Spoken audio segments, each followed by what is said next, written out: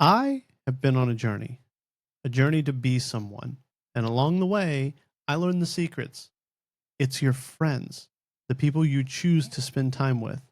My life, health, and wealth have been changed forever by the people around me. And now it's time for you to meet my friends. This is the Be Someone podcast with Michael Hong. Welcome back to the Be Someone podcast. I am thrilled today to be here with my friend Ray. Hey, Ray. Hey, Michael, how you doing? So Ray and I know each other through a mutual friend, and we were talking real estate. And he said, "Hey, you got to get Ray on the show. Ray has some pretty interesting things for real estate investors, agents, and lots of other people." Ray, do you want to give us a brief introduction? Yeah, I'm a fourth generation real estate agent. I've got a great love of property. I bought my first house when I was probably 25. Crazy interest rates at the time, Michael, like 18.5%. So these interest rates don't freak me out at all. So that was a little ways back. I've run a real estate business. I've owned a number of companies. Um, I'm a huge fan of property. I mean, and we can probably get into this, but I love property because it's one of the only things we can own in our lives that we actually need, that is essential to our lives, that's going to increase in value over time. Um, our phone won't, our watch won't, our car won't, the light fittings in our homes won't, but property does. And everybody needs a roof over their heads. It's like the bread and the milk. So I'm a huge fan of property, and it has really been my whole life. And I guess while working with my father and my grandfather growing up in rural Australia, and seeing, how mainstream it was for people to get in and own property, and the benefits they got from that. They can borrow against it. You have a much better standing in the community when you're an owner rather than a renter. So the whole journey, I guess, of property ownership is something that I'm mad about. Wow, fourth generation agent. That is insane. I couldn't even imagine from rural Australia. Yeah, I'm down here in Houston, Texas, and when I got licensed as an agent a few years ago, they told us that not even, I don't know, 40 years ago, they said you didn't even have to 40, 50, I forget where the cutoff was, but there was some period of time in everyone's lifetime who's teaching today where you didn't have to have a license to be an agent, and so you didn't have to have a license to be a mortgage broker either. So Right. it was kind of the Wild West, and that also opened up for a lot of fraud and misconduct and bad behavior and stuff. So I can only imagine what real estate was like as an agent 4 generations ago. Well, it was, yeah. It's my great grandfather started in our little town. He was in his 20s, I think. He started in 1908. Then we had the war. Then we had the Great Depression. So my grandfather actually led the business through the Great Depression. And I've seen photos of the old office back in the 20s and 30s, and there was just what do we call it, burlap walls and dirt floors and stuff like that. And it was a different world back then. And my grandfather, who had one of the first motor vehicles in town, I think it was a Model T Ford, and his claim to fame was that he could sell property over the phone. I mean, in real estate, all we have is our reputation at the end of the day. So he was able to sell property over the phone to people in Melbourne, 5 hours drive away. And he was able to make a very solid reputation on that, and people were able to trust him and to buy their property over the phone, secure, whether it was farming or whatever it was. So a different world. And when we think about, Michael, how far the world has come so fast, and now we're in this, I call it almost the AI economy, isn't it? It's like the new internet. And you're a little younger than me, but it's you'd be familiar with the timestamps on the fact that we've got less than 70 years between the Wright brothers and Neil Armstrong, which is pretty amazing when you think about it, and that just gives you some indication as to how fast things are going. So me and my business, I'm really all in with AI. I've been following it since the start of the pandemic. The writing was on the wall. I didn't realize it would go this fast for consumer access. I didn't realize it would go this fast, this soon, sort of thing. So we live in exciting times, eh? We do live in exciting times. Yeah, the world has definitely changed since 2020. But I want to back it up a little bit here, Ray. Mm-hmm. So I want to talk about when you first became licensed as an agent, if they even required licenses where you're from at that time. Yep.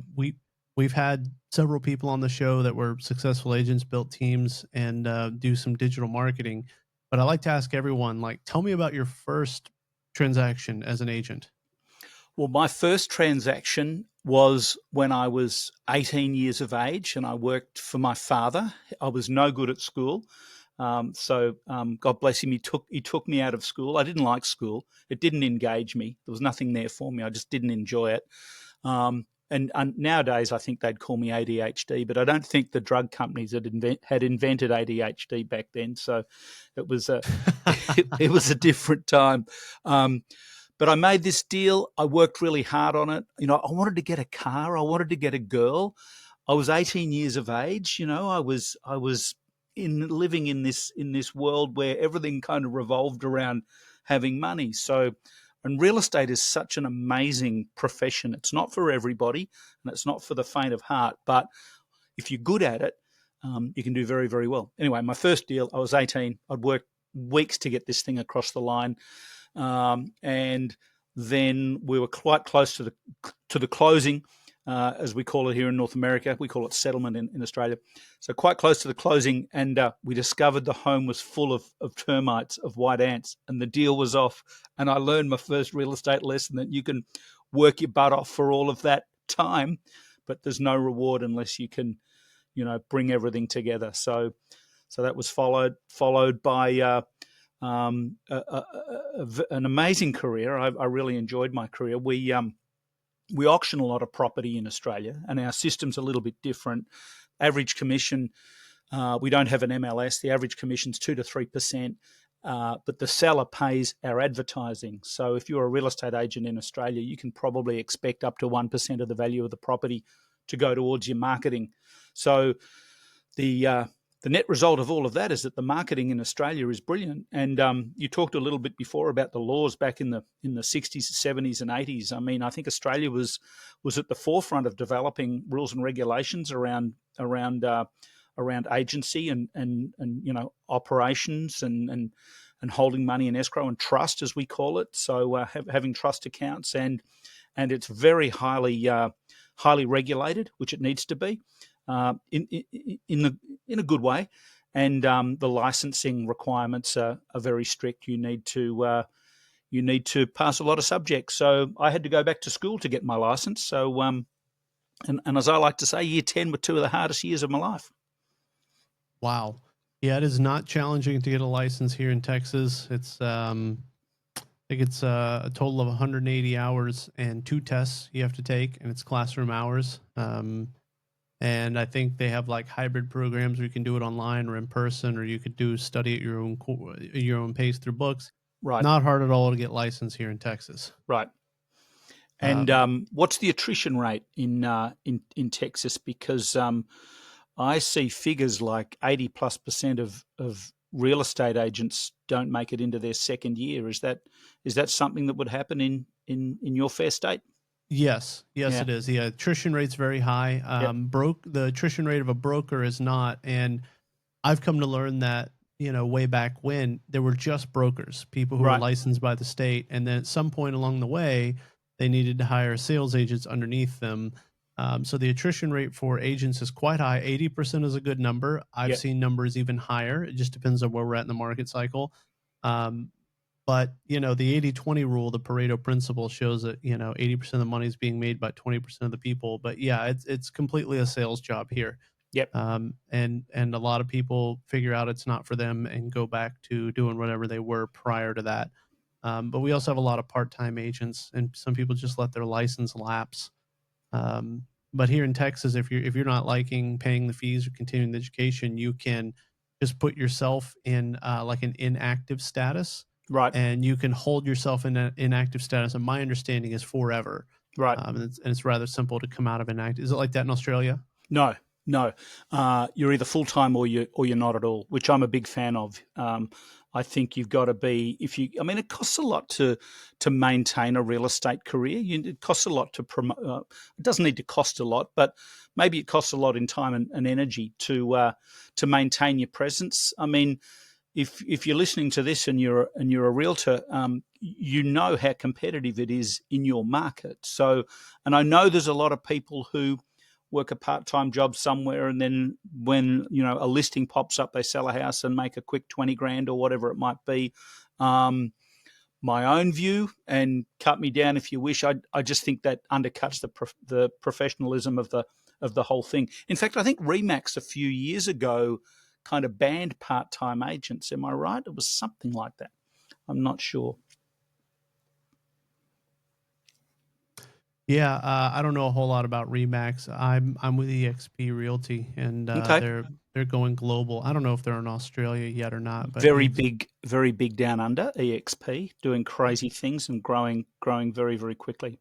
yeah, the growth has been crazy. In fact, we interviewed someone on our previous show who has built out a team of hundreds of agents just by using SEO and digital marketing and stuff and recruiting agents. And he EXP provides the kind of opportunities where you can be like, let's just say if EXP just opens in India or Spain or something, if you can use YouTube and social media to recruit one of the first agents there, then the amount of agents that he will recruit as EXP spreads into that market, it's quite the opportunity that they've opened Yeah, up there. yeah. Um, so your first deal ended with the buyer backing out because of termites and white ants.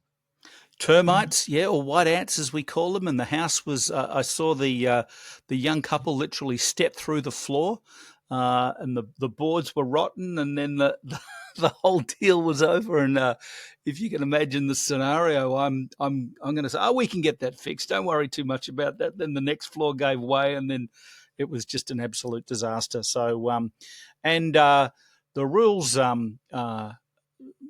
Which I'm very okay with in Australia, is that the seller has the duty or the obligation legally to declare that. So you can't pull the wool over anybody's eyes. And I'm just fortunate that it kind of didn't end in litigation. Um, That's good. so, Yeah, here it's the seller's obligation is to disclose what they know. yep, And so, but if you're telling me the house can't support the weight of an adult, I would say the seller probably knew that. exactly. That's exactly what was going on. Yeah. In Yeah. any case. So that's how it went down with your first deal there. How'd you find that client? I think they just the seller, it was a company listing. I think my father probably gave me the property for sale, but I soon worked out that if you want to last, you got to list. And at the tender age of 18 or 19, I quickly worked out that I didn't want to work with buyers all day, carting buyers around in my car who may or may not buy something, and don't get me wrong. I think that's great if you're working with buyers and you're good at qualifying them, and we can talk about buyer qualifying questions, which I've got if you're a real estate agent listening to this. But the important thing for me was to learn how to list, and that's really where it was ingrained in me by experience and by my dad, I guess, to learn the power of building relationships and being able to nurture those relationships and keep in touch with people and offer that service. I mean, it's difficult. A service is a difficult thing to sell. If we were selling a microphone or an iPhone or a water bottle or something or a vehicle, we've got something we can hold up and we can show it and people can touch it and smell it and feel it and drive it or whatever, or use it. But real estate's a little bit different. So the byproduct of our service is that we sell a property, but as realtors, we've got to go out there, we've got to find that property for sale, and we've got to make that sale to the seller who trusts us to list their property and sell it for the highest possible price. And then we've got to go find a buyer who is impressed enough and we can hold that deal together and we can make that transaction. I mean, the thing I love about real estate, and I think this makes it so unique again, is that it has no recommended retail price. I mean, you've probably seen properties in Houston sell for 100,000 or more apart, and you scratch your head and go, boy, they're not that far apart. They're pretty similar. And the only difference is, I believe, the skill of the agent. So if you can position yourself as someone who can help your seller achieve a sale for the highest possible price, then I think your markup will beat a path to your door, because everybody wants. I've never had a seller that said to me, "Ray, just get an okay price." They all want a top market price. So that's our job. Our job is to do whatever we need to do to exploit the market, to work with our buyers, and deliver our client, the seller, the highest possible price. That's my mantra, anyways. Yeah, I like what you said there, and about if you want to last, you've got to list. I love Mm-hmm. that. I was taught something similar too. I have heard people say that when the market's going up, you want to list, Yep. and if the market is going slow or going down, then you want to represent buyers. So it depends on where you're at in the market cycle. But right now, the most successful agents I see are listing agents. So I Yes. think it holds true, and I love what you said about the difference in price for comp. The value of something is whatever someone's willing to pay for it. Correct. As long as you're within regulations and complying with local laws and everything. And yeah, so we do a lot of price discovery when we're listing properties. If you've listed a property too high, you'll know it because no one's viewing it, no one's putting in offers. If you listed it too low, you'll know it Yeah. because people are beating down the door to look at the house and you're getting multiple offers immediately over your asking price. Yes. So you can let the market tell you. We can look at comps and we can. There's a lot of things that we can look at, but there's nothing better than just testing the market with pricing. And you need a good agent that'll help you understand pricing for this particular product in this particular market. And so, We also have that, just on that point, because it's a really valid and important point. We have one factor with selling property that's very, very powerful, and that's emotion, right? So when you have somebody and they've physically inspected a property and they're viewing it and they're inside, and they know where their dining table's going to go, and they start looking at how the basement's going to work, and they start looking at where they're going to park their cars and where they're going to store their trailer or whatever it might be, or where they're going to put their mum's precious piece of furniture. I call that MMI. They're mentally moving in, right? And I'm always looking for those signs. Back in the day when I was working as an agent, and I would walk into a home, and I was there for a couple of minutes, and I'd say, you know what, time's money. I want you to level with me. Do you see yourself living in this home? Right? You see yourself buying this home, or wanting to make a purchase? It's either okay. It's okay either way. I totally don't care, but just tell me what you think. And at that point, I'd know if it's worth going on. There's no point going through the motions for 40 minutes to look around a house just to keep the seller happy or whatever. If the buyer's not ready to buy, time is money. Get in and do it. But there's the emotional thing. My history in Australia is around being a property auctioneer, and auctions in Australia, and I don't know whether you know this, but they're very, very popular, especially in a buoyant market where you can't possibly guess the upside of a property for sale. So if I was selling your home, Michael, in, say, Melbourne, and your reserve price was $1 million, and we're at the auction and we've got more and more people who are interested and it's going over $1 million, I'm the auctioneer and I'm saying, ladies and gentlemen, this property is about to be sold. If there's no further bid, is that your best bid, sir? And then I can take further bids. And that way you can totally, not guarantee, but you can often get a much better price than you thought you might have got. I mean, I've been the beneficiary of that myself, getting a great result when I sold a home. And that's that emotional factor coming in. And it's yeah. something. Oh, Go ahead. sorry. Yeah, emotions do play a big part of it. I remember before I was an agent and an investor, when my wife and I were looking at our first home, we stepped foot into a home, and functionally the house was fine, Yeah. but we just got a vibe like it was a haunted house or Yeah. something. Everything was made of wood, the floors Don't you have to creaked. declare that? Yeah. Isn't there a It, haunted house register? I mean, no, I think that's in New York State. So uh, yeah, I've heard some of those podcasts. I thought you were joking. I didn't know you have to declare a haunted house in New York State. That's wild. I And think you so, do, because I think there was a sidebar. Sorry, somebody tried to get out of a contract, and then it ended up being created as legislation that the realtors had to declare. Anyway, wow. How does it? Do you get an appraiser out there to verify that? I don't know what you I got no idea, but I'm gonna Google it when we're done with this call, do. because Yeah. you got me thinking now. Yeah, that's interesting. And so we just got a vibe that we didn't like the house. Everything was made of wood. It creaked. It creeped us out. We didn't even want to go. The power was on. I mean, we could turn on lights, but we're like, the agent's like, let's take a look around. We're like, no, we're good. Let's go. And the house sold. The house sold like a week later. So Yep. there's a house for everybody out there. So emotion, when you're dealing with an owner occupant, like the person who's going to live in it, and it's not an investor, emotion does play a big part. But I want to move on to what your business looks like now. So we talked a little bit before the show began, and you were telling me about how you were using AI to kind of bring agents and other businesses in the future. You want to tell us a little bit about what you're involved in today? Yeah, absolutely, and thank you. During right sort of at the start of the pandemic, our world changed. I mean, everybody had a different experience with the pandemic. Mine was pretty good. Um, my wife came home to work, so we got to spend more time together. We both work remote, and we both. I started engaging more with my real estate agent clients to show them how that they could be doing things digitally, and that was kind of a little bit where Digital Mayor came from, the book, which we can talk about. Uh, but what I started looking at was the rise and rise of AI with the rise and rise of social media. Now, if if you or I are actively looking to buy a property in Houston, Texas today, we're probably going to go to Zillow, and we're going to roll around the area in our car, maybe look at for sale signs or something like that. Um, but that's kind of it. Maybe we'll go to our local agent who might have the MLS or whatever. But what about the buyers that are just casually looking, right? Who just notice something? And these buyers 20 years ago might have noticed something in a magazine or in a newspaper. So the new magazines and the new newspapers, I believe, is Facebook and Instagram. And even like Facebook's 20 years old this year, and it continues to rise.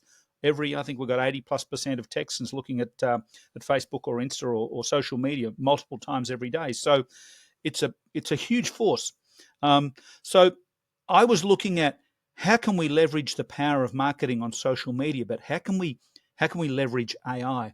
And the net result, long story short, is a concept we developed called the AI ad machine, whereby we can run a campaign, and not just one or three, but 50 or 100 different variations of the same campaign. So different combinations of heading, copy, and image. Say, let's talk about a Facebook ad where you can see a heading, copy, image, and then a link, call to action. And we can create dozens or even hundreds of combinations of that. And then, and quite simply, over the space of a week or more, AI starts to come in and it starts to direct the budget to the best performing ad. So in that combination of ads, there's going to be some real stinkers and there's going to be some real winners. And it's interesting, Michael, because sometimes the image that I thought would be a real winner is the worst performing, and the image that I thought would do worst is actually best. So we never know what the market's going to go for, right? So, um, So just uh, like when we were selling houses, we let the market decide correct? what's Yep, best. Yep. absolutely. Absolutely. And the exciting thing about this is that, and I'll share some stats with you, typically cost per click, which I'm sure you'd be familiar with, marketing on social, for if you're selling property or you're listing a home for sale or something like that on social media, cost per click is going to be anywhere from $1.50 to $2, something like that. We're seeing cost per click down as low as 1 cent. Not in every case, but almost always under 10 cents, almost always under 5 cents, actually. And the other key stat that I look at measures engagement, and that's the click-through rate. So if you see something coming up on your screen, your decision to click on that ad or that promo is what we call the click-through rate, as I'm sure all your listeners know. Typically, again, the benchmark for that's about 1.75%. So we're seeing click-through rates up over 30, sometimes 35%. Not always, but normally almost always over 20%. So we can see the beautiful collision here, the perfect storm of AI and social media coming together to explode our marketing reach. And that's what we do with the AI ad machine. Now, we can advertise anything on that, any service, any product. It's set up so that we can do it because you can advertise anything on social media. It's just a matter of finding the right creative and the right words. And Now with the power of even a simple chat GPT search is going to give us some amazing options where we can go in and we can find more seductive copy, I guess, and present our service in the best possible light. And we can do this across Google, Facebook, Instagram, YouTube, LinkedIn, TikTok, whatever it might be. So let me jump in here. Let me make sure I'm understanding. So you said the cost per click, is that if I wanted to advertise that I buy your houses, which a lot of our listeners are investors, if I want to advertise that I'm willing to buy your house for cash, Yep. what is it going to cost me when I use your service to get someone to click on every time they click on that ad? It all depends on the quality of the ad, right? So we can create, let's say that if I was going to run an ad into Houston, Texas, I'd probably look at a budget of $10 to $15 a day on, say, if I'm running ads on Meta, on the Facebook and Instagram platforms. I'd try it probably at $10 a day. But I would try a bunch of different creatives and a bunch of different images. Facebook and Instagram are image related, aren't they? We always see the image before we look at the copy. We see the image and then we go, okay, well, I'm engaged. My brain's going, all right, what's this all about? And I'm checking it out more from there. Google is different. Google's more expensive. And Google is obviously different. It's not the browse factor; it's that I'm going to buy factor, right? We go to Google there's a different motivation. We're looking to solve a problem. We want to buy a property or find a realtor or whatever the service or good is. So, in answer to your question, it's a matter of trialing it and seeing what works. But the good thing with the AI ad machine is that you don't need to spend a fortune to find out where you're going. And obviously, if you've got a combination of ad sets that's working, then you want to do more of that and less of the one that's not. So you can create, and this is important, I don't know if everybody's going to get this, but it's an important point. You can create a second ad set within the same budget. You can create a third, fourth, fifth, or sixth ad set within the same budget.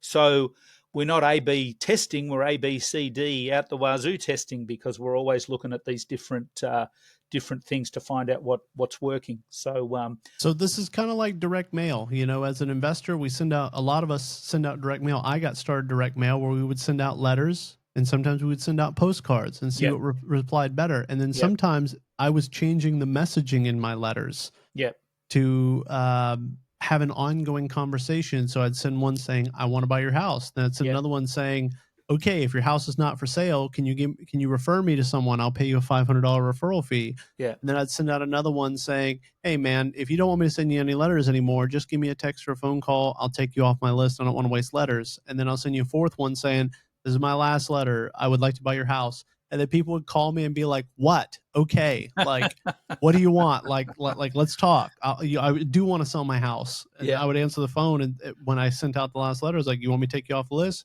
"No, I want a price on my home." So when you use, what would you call that, dynamic ads, or you would use like a revolving copy and ad piece, um, you would find different response rates from different people. yes, Same, and so you're taking that same concept, which has been around as long as time has in as long as advertising, time, yep, and you are automating it, putting it on social media, and in real time, we're evaluating the response rate and adjusting our budgeting and which ad copy we're pushing out to people, right? correct. And you mentioned direct mail. Michael, I love direct mail, and what an amazing opportunity at the moment in the digital world.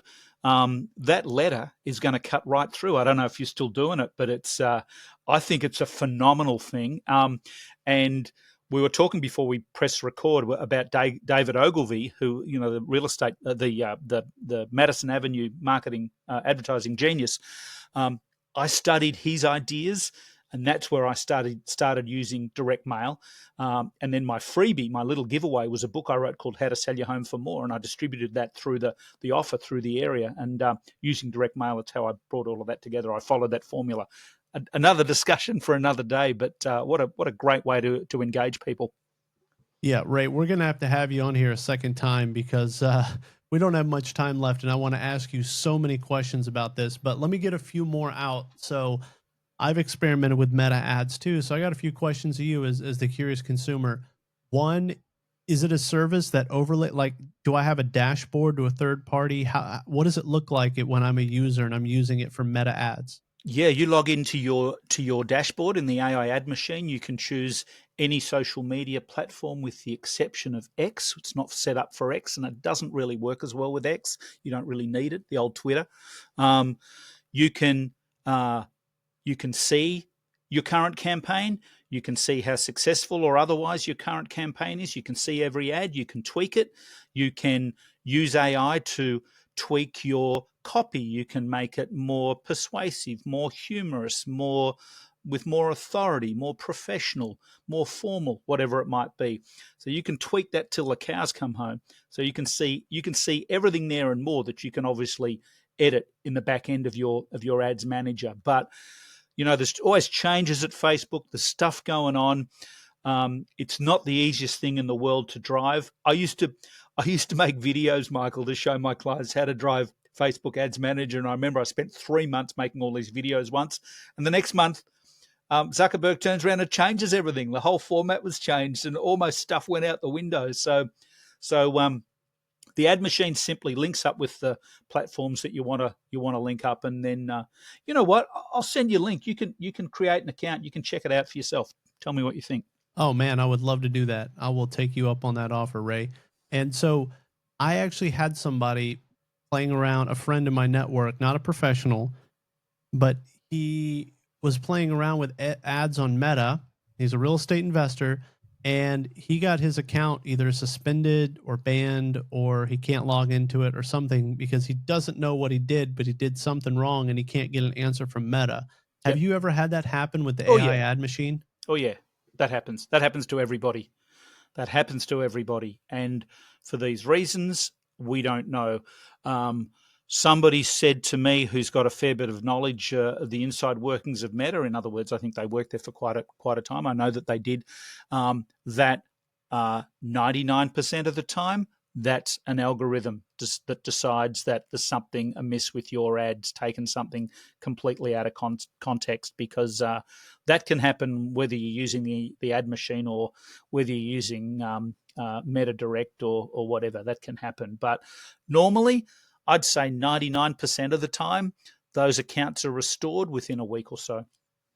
Okay, within a week or so. Awesome. And so how do we avoid that? I don't really know how it works. You know better than me. Would we want to set up like a new account just to run ads on, or does that impact reach? Is there restrictions on it? Is it if it's a fresh account? I don't think so. No, it's not. I've worked with clients who've got 20, 30,000 followers on their page, and it doesn't make any difference what they promote on their page, because the way Meta works, unless you're paying for your advertising, you're not going to get any love. They're not going to share your marketing. When you pay, you got to pay to play. So that's the big shift. You could set up a fresh account. It I think the easiest way with anything is to trial it, to see if it's working for you. The way that I like to work is we don't have any contracts. I'm more than happy for somebody to walk away at any point. I mean, if something's not working, then they're free to do whatever they want to do. So I would say the proviso is that this is new technology. It's very exciting, but there needs to be a tolerance level, and there needs to be an attitude that says, all right, I know this is fresh and new and interesting, but I'm going to need to get to learn to drive this and to work it from there. So, but you'll see when I send you a link, you can sign up for an account and you can try it. Maybe we could do that. You could run some ads and we could have another chat about it if you want. It's up to you. Yeah, I would love to test that out. I'd love to see how that goes. Awesome. We'll make it happen. And so, man, I just want to ask you so many questions about this. We'll have to do another episode. I might have to test out some ads, and then we'll get on we'll do another episode, and I'll ask more in-depth questions once I have a feel. Once me and my assistant get a good feel for it. We could do a screen share. Can you screen share with Riverside? I think you can, huh? I think we're coming up on the end of the show on the time here. I was Okay. gonna rotate us to the last segment of the show here. And so, man, I wish you would have mentioned earlier in the show that we could do a screen share. We could have just jumped into that about halfway through the show. So we're definitely doing another episode with you, Ray. Um, and so I usually ask every person, like, what does real estate give you the freedom to do? But you're more of an entrepreneur. So what is entrepreneurship and business owning? What is that giving you the freedom to do? Okay, well, when I came to Canada, long story short, it was 2008. I had a visitor's visa, which meant I could only stay here for 6 months. I wasn't allowed to work. I wasn't allowed to get education. I couldn't get any. I couldn't get a mortgage. I could get nothing, but I was able to start this online business and work with my clients who paid me a monthly subscription from around the world, and I still do that today. So I think real estate taught me about that freedom, and real estate really gave me a passion. And I if I know anything really, really well, I know how real estate agents think. I know what they're thinking when they get out of bed in the morning, because they're looking for a listing, they're looking for a deal. They're like a good agent knows what's next, right? There's only 5 things they can be doing that are dollar productive actions. So they're focusing on one of those 5 things, and that's what makes them successful. So I like to think that I've got some of that good energy. I think I'll have it for the rest of my life. And I love helping people, and I love seeing great results. So that's what it's all about for me. That's awesome. And so, what book? I like to tell everybody on every episode. It seems like in life we're on a course, and either our parents, our school, our community, our culture, there's something that sets us on a course in life where we think we're acting in our own free will, especially when we're younger, but we're really not acting in our own free will. We're really inside of this mousetrap, if you will, that society has laid before us. It's usually A our little bit. parents that lay this out, but for everybody, Correct. it's different. And Yep. then there's something that changes your course along the way. And for me and many of our listeners, it's a book.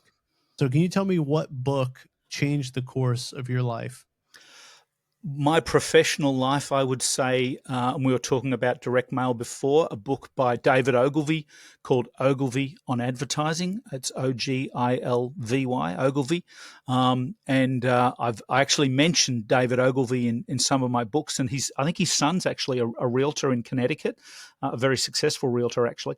But that was the first book for me. The second book, real quick, that I read recently that's had a great effect on my life is Sam Walton's book called Made in America. I don't know if you've read that, but that is just such a game changer of a book. What an amazing story. No, I have not. I'm writing it down now. So I had Ogilvy down and I'm adding Made in America. And all these books and more can be found on my reading list. And so if you'd like to get my list of my books, there'll be a link in the description, or you can go to my Instagram at Michael B. Someone, and there'll be a link in the description there where you can get all these book recommendations and more. No, Made in America I'd not read, so I just added that to my list real quick. I appreciate Perfect. that. You'll love that. That's such a good story. I should mention, and I haven't even mentioned this, we're on a podcast, and I have a podcast for agents. It's called AI Powered Real Estate Agents. So maybe I can include that as well. And there's a Facebook page. So yeah, check it out wherever you get your podcasts, AI Powered Real Estate Agents. And also there's a Facebook page if you do a search for that. Love to have you in. I share a lot of my ideas there as well. Yes, I'd love to join that. If you send that over to me, I would love to join. So, Done. so next, I'd like to add. So we're a big believer in the Go Giver here, and you and I were talking about this before the show started. But I like to remind everybody that when you were born, your parents gave to you long before you were capable of giving back to your parents. And if you work a job, a traditional job, you usually work for 2 or more weeks before you get your first paycheck. And just like if you stand in front of your fireplace in the winter with wood in your hand saying, "Give me heat first, and then I'll give you wood," it's going to be a very cold winter. So I like to ask all of our guests, what can you give our audience today? Okay, I'd like my most recent book, and I've written a few books, but my most recent book is called Digital Mayor, Major. And do you want me to give you the link for that? Sure. It's Best Agents Inc. That's BESTAGENTS, Best Agents Inc. Inc.com /digital mayor. Or you can do a search on Amazon for it, and you'll find it there, or you can reach out to me, and I'm more than happy to send you the link. You can have the ebook with my compliments. That's something that I really wrote, that model of some of the things that I've done, and that some of the things my clients have done, and you can really skyrocket your local community influence by following some of those strategies. And thanks for the opportunity, Michael. Of course. And so I need to get on your podcast too. Maybe we can talk about real estate investing. I'd love to do that. Let's make it happen. Yeah, let's do that. And then, so that's what you can give our audience. So what can our audience give you in return? Oh boy, I don't need anything. I'm more than happy to help. I'm kind of, I guess my philosophy, like a lot of people, I kind of attract the people that I want to work with, and somebody picks up picks up on something that I'm doing, and vice versa.